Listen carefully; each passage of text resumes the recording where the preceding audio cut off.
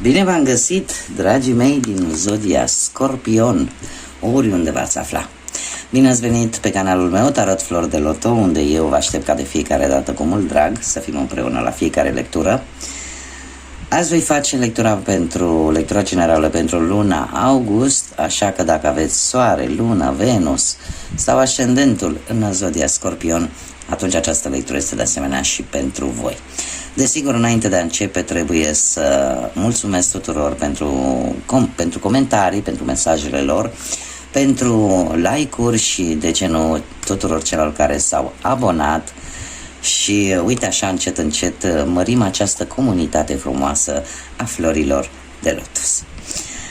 Desigur, dacă nu veți rezona cu această lectură, puteți urmări, viziona celelalte zodii care pot reprezenta pentru voi, cum bine am spus, luna, Venus, ascendent sau oricare altă planetă din cartea voastră astrală. Așa că zic să nu mai stăm, să începem, pentru că este foarte, foarte cald și deja nici ventilatorul nu mai face față, dar încerc cât pot ca să mă țin cu lecturile. Haideți să vedem ce ne spune acest oracol al frunzelor de ceai pentru luna august pe săptămâni. Și voi scoate câte o carte pentru fiecare săptămână care aparține lunii august. Stați așa. Și avem prima săptămână. Știți că aici am 200 de cărți. Cei care mă urmăresc deja știu. Uite că am scos-o cu fața. A doua săptămână. A treia.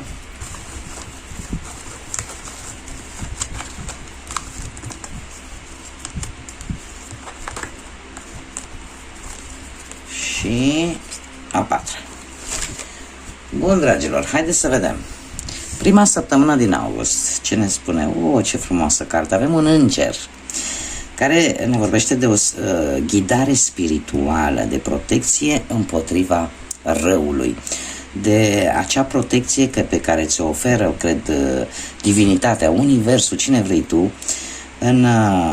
împotriva oricărui rău care se poate îndrepta către tine. Te simți ghidată la nivel spiritual, e ca și cum o mână nevăzută parcă te îndrumă către un anumit drum benefic pentru tine și încearcă să te protejeze. Mergem mai departe și ia uite ce carte frumoasă. În a doua săptămână a lunii august vine norocul pe strada voastră, că avem un, cum îi spune, Doamne? Horseshoe. E potcoavă, da? Avem o potcoavă care despre ce ne poate vorbi decât despre noroc și despre noroc bun în general. Probabil că în a doua săptămână a lunii august ceva se va întâmpla, poate predestinat, de toate aspectele vieții, poate nu neapărat de bani, poate să fie din orice alt aspect al vieții. Cert este că sau poate să fie ceva adus de către destin. Veți avea motive de bucurie. Asta sunt sigur.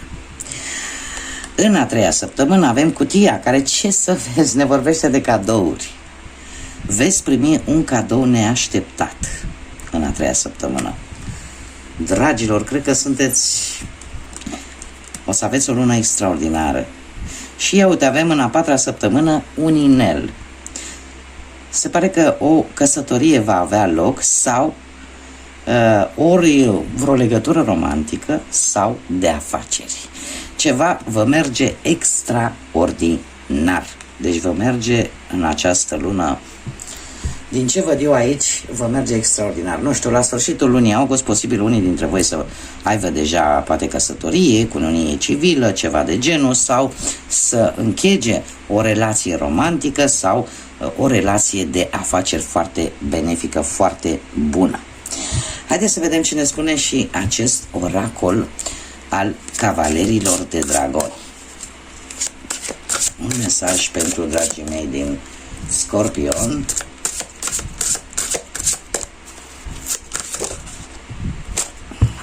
Avem chiar două, le lăsăm pe amândouă. Ia să vedem ce avem aici.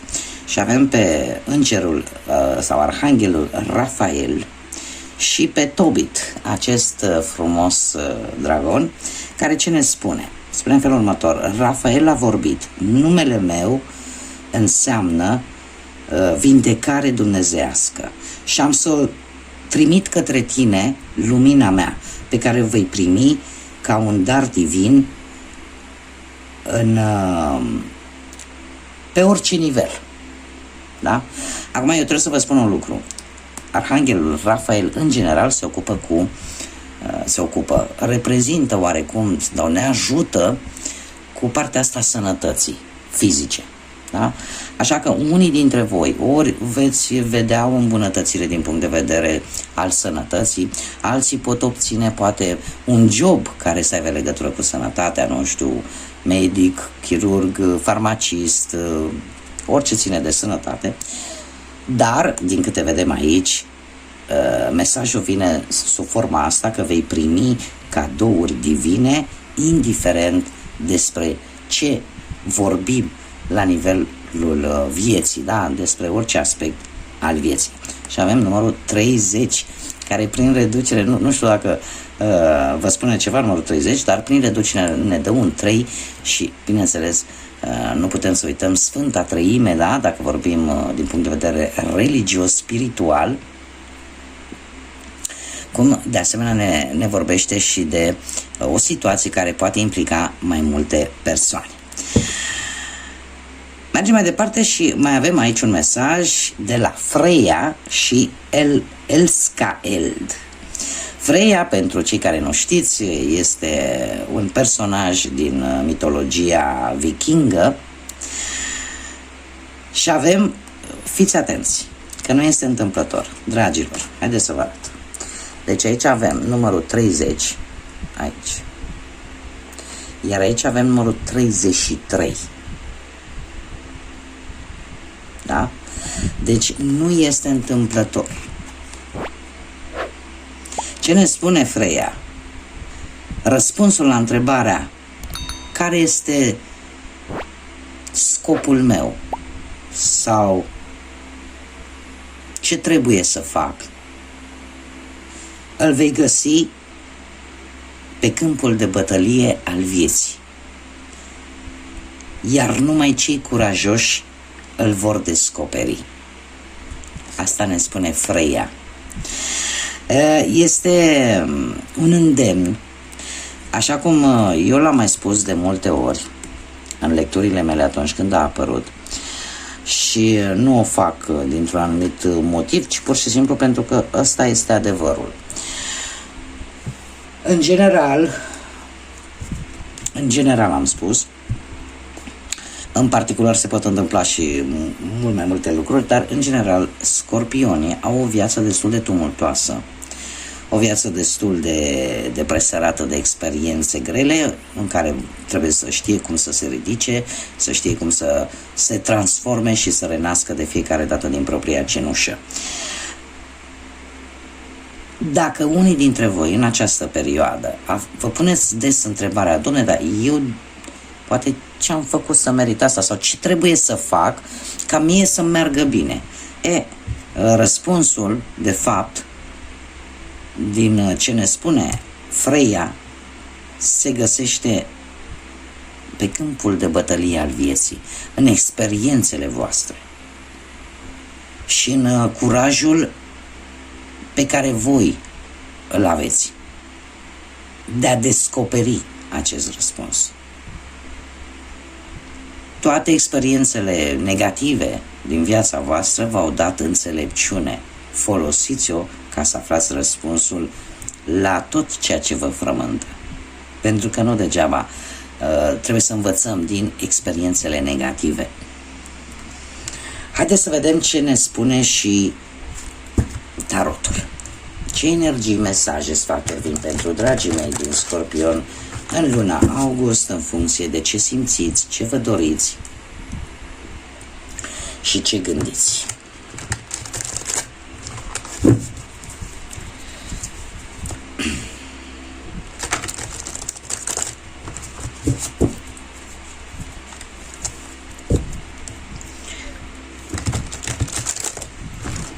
Haideți să vedem. Oricum ați început super, super bine. Sincer să fiu, mai rar. Sper să o ținem tot așa. Haideți să vedem ce avem aici.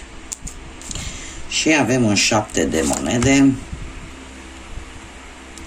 Avem un 3 de monede. Avem împărăteasa, pajul de cupe și regina de bâte. Dragilor, dragi, sunteți fenomenali. Nici nu se putea mai bine. Haideți să o luăm cu începutul. Situația actuală, avem un 7 de monede.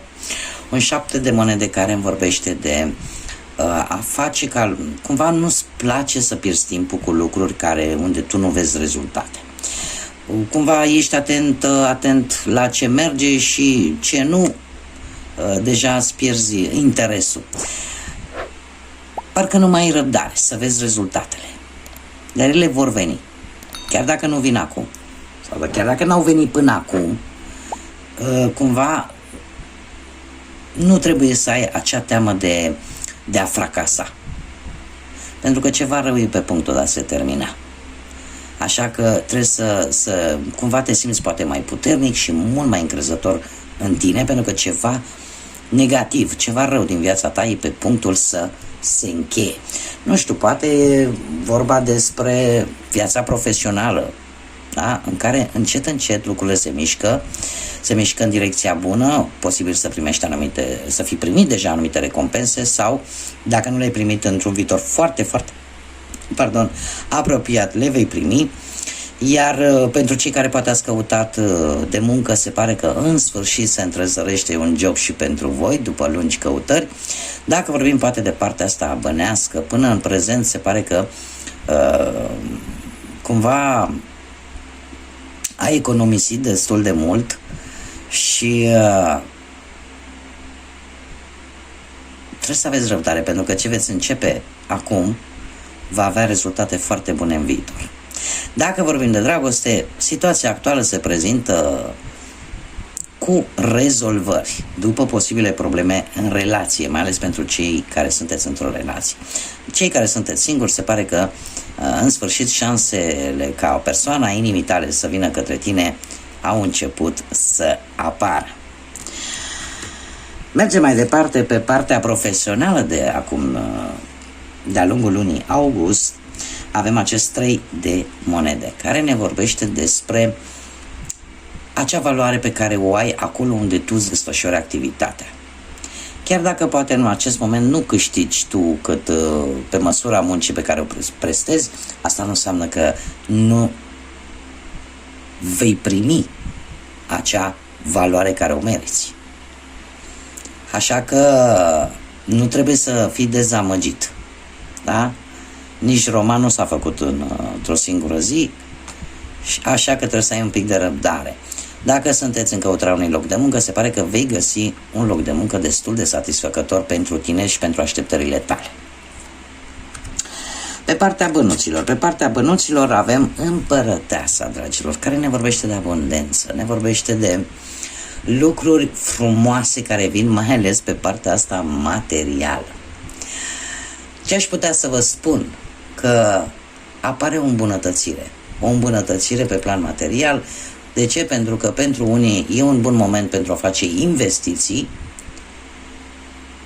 și pentru alții e luna lui august posibil să vină cu o tendință a ta în a ajuta pe cineva cu bani, da? În a oferi un sprijin material cuiva.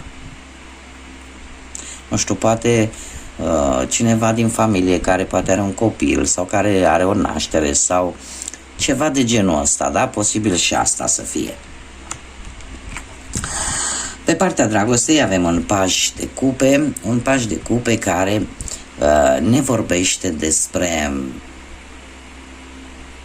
unii dintre voi, aș zice, mai ales pentru cei care sunteți singuri, e posibil să apară o nouă relație cu cineva mai tânăr decât voi și care e posibil să fie tot dintr-o zodie de apă, la fel ca și voi.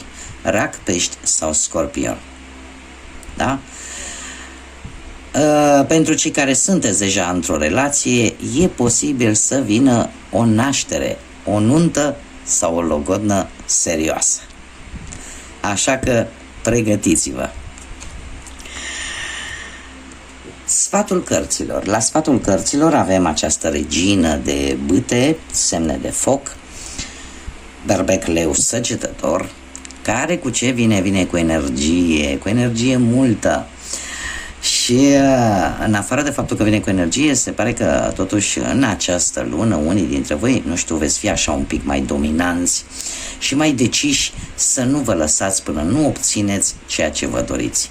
Cumva împrumutați din caracteristicile acestei regine de bâte și încercați să dețineți controlul, să fiți așa un pic mai independenți și un pic mai în centru atenției, aș zice eu. Cumva nu o să vă placă luna aceasta un nu ca și răspuns, iar magnetismul și atracția pe care o emanați în această lună va fi la cote maxime. Aș putea zice că să aveți mare grijă totuși cu bănuții în această lună, să nu cheltuiți în haine și decorațiuni sau poate, nu știu, vă vine să reformați, să faceți o reformă în casă, da? Să zugrăviți, să nu știu ce, să modificați. Totuși trebuie să fiți un pic chipzuiți în această lună referitor la bani, cu toate că veți avea acea tendință de a străluci, de a vă cumpăra lucruri care să vă scoată cumva în evidență. Se mai întâmplă, da? Cum de asemenea ne mai poate vorbi de cei care sunteți poate într-o relație și poate aveți persoana de lângă voi este dintr-un semn de foc, cum am mai spus, berbec leu săgetător, care în această perioadă cumva fiecare pune câte un pic din ce are în relație pentru ca relația să funcționeze, să meargă în direcția bună. De asemenea, această carte vorbește de apariția unei copilași care va întări și mai mult relația, sau poate vestea că vei deveni părinte, da? Și asta ar putea să fie. Cert este că există, dacă nu vorbim, dacă perechea voastră nu e dintr-un semn de foc, atunci e posibil să fie aici involucrată oarecum o persoană dintr-un semn de foc care e destul de benefică pentru relație. Nu știu, putem vorbi de o mamă, de o soacră, de o prietenă, de o soră, da? În așa fel încât lucrurile să meargă în direcția bună în relație. Pentru cei care sunteți singuri, atunci cineva poate apărea, poate chiar la locul de muncă, dintr-o zodie de foc posibil, nu neapărat, dar posibil, și care să se transforme așa într-o relație foarte amoroasă. Dacă nu, e posibil să dobândiți o prietenie foarte valoroasă. Da? Unii dintre voi pot găsi iubirea în această lună prin intermediul internetului sau prin întâlniri cu caracter artistic. Nu știu, concerte, săli de teatru, cinematograf, da? Bun, haideți să vedem ce ne spune și acest oracol al florilor pentru dragii mei din Scorpion, cărora le-a ieșit atât de frumoasă lectură ce n-a mai ieșit de mult. Haideți să vedem un mesaj pentru Scorpion, te rog, luna august. Ia să vedem și avem două, le lăsăm pe amândouă, că prea frumos a ieșit această lectură. Și avem pasărea paradisului, așa se numește această plantă, care ne vorbește de comunicarea cu îngerii tăi, comunicarea cu divinitatea, comunicarea cu universul. Ai capacitatea de a te conecta cu aceste ființe ale iubirii care te înconjoară. Comunică cu îngerii tăi și transmite-le mesajele vindecătoare pe care ei ți le trimit ție. Este, aș zice, un fel de a spune, ai puterea de a vindeca pe care ți-o dăm noi îngerii, iar tu la rândul tău încearcă să vindeci pe ceilalți cu puterea pe care noi ți-o dăm. Da? Ceva de genul ăsta ar fi. Probabil că unii dintre voi aveți acea capacitate de a aduce liniște persoanelor care sunt poate triste, agitate, singure, și să le dați acel confort psihic și poate să le redați speranța sau poate să le ajutați să vadă lumea cu alți ochi. Și mai avem încă o carte cu garoafa comună care se numește încredere. Poți avea încredere în persoanele care te înconjoară, pentru că sunt îngeri terestri trimiși pentru a-ți da sfaturile și răspunsurile pe care tu le cauți. Eu aș spune că este posibil în această lună să simți, pentru că, haideți să fim sinceri, voi simțiți atunci când intuiția vă spune, când o persoană minte, când o persoană e sinceră, când aveți acea abilitate de a vă da seama de aceste lucruri și sunteți protejați, sunteți foarte, foarte protejați.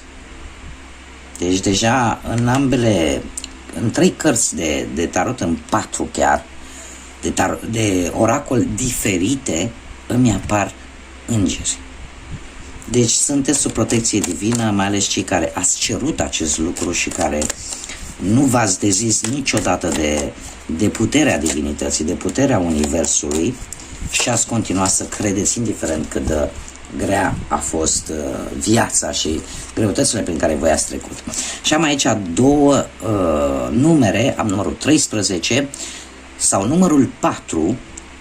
Deci, data de 4 sau de 13 august poate să aibă o anumită importanță pentru voi, sau unii din voi care sunteți născuți poate într-o zi de 4 sau într-o zi de 13.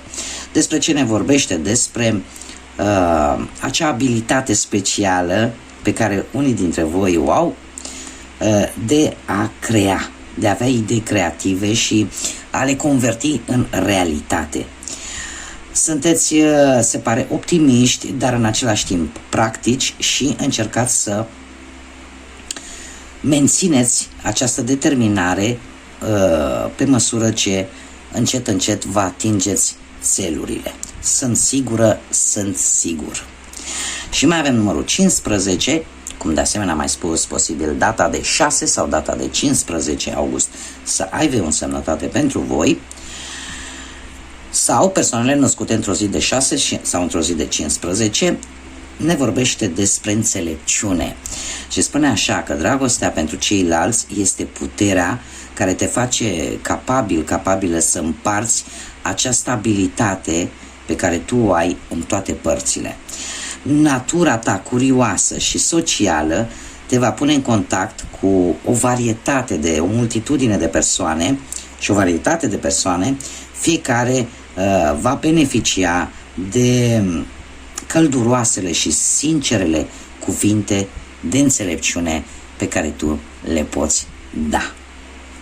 Ce frumos! Dragilor, nici nu vine să cred, vă spun sincer.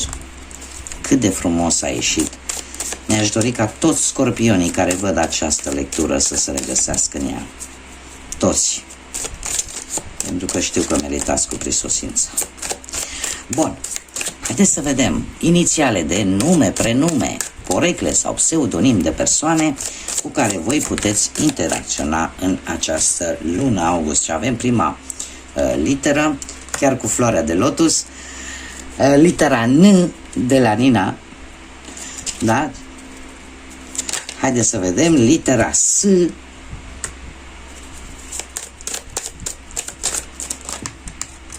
litera Q,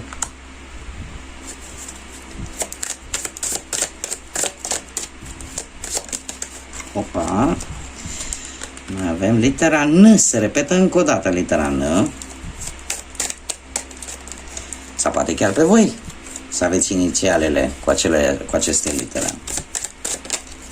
Litera J și ultima literă, litera Z. Bun, dragilor, aceasta a fost lectura pentru luna august. Eu vă doresc multă răcoare, multă răcoare, mai ales cei care locuiți, așa cum locuiesc și eu, pe partea asta nordică a planetei, unde ne-a topit căldura, în emisfera nordică, așa că mai multă căldură umană, un pic de răcoare și numai vești bune, numai energie pozitivă și tot ceea ce voi vă doriți să se împlinească. Până data viitoare când ne vom revedea, să fiți iubiți, dragilor!